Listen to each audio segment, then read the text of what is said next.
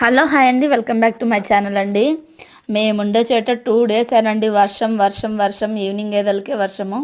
అందుకే ఉల్లిపాయ పకోడీ చేద్దామా, ఎలా చేద్దామంటే ఎంతమందికి ఇష్టము వర్షం పడేటప్పుడు వేడి వేడిగా ఏమైనా తినాలని. నాకైతే చాలా అంటే చాలా ఇష్టం అండి, అందుకే ఉల్లిపాయ పకోడీ చేస్తున్నా.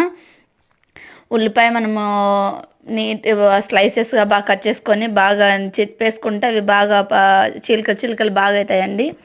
అప్పుడు వేసుకున్న తర్వాత ఉప్పు, పచ్చిమిరపకాయలు కూడా వేసుకోవచ్చు, కానీ మా పిల్లలు పచ్చిమిరపకాయ ఎక్కడెక్కడ పడితే తినలేరు, కారం అంటారని కారం వేస్తున్నా. ఉప్పు, కారము, కొంచెం వంట సోడా, కొత్తిమీర, కరివేపాకు వేసి బాగా మిక్స్ చేసుకోండి. ఫస్ట్ ఉల్లిపాయల్లో ఉండే వాటర్తోనే పిండిని కలిపేసుకున్న తర్వాత కొన్ని వాటర్ వేసుకొని కలుపుకోవాలి. అలా కలుపుకుంటేనే చాలా బాగుంటుంది పకోడీ.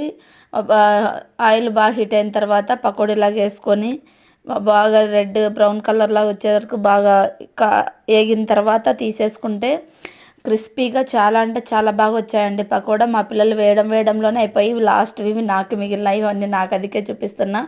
మా పిల్లలు, మా హస్బెండ్ అందరూ తినేశారు. ప్లీజ్ సబ్స్క్రైబ్, లైక్, షేర్ అండి. Boy with coffee.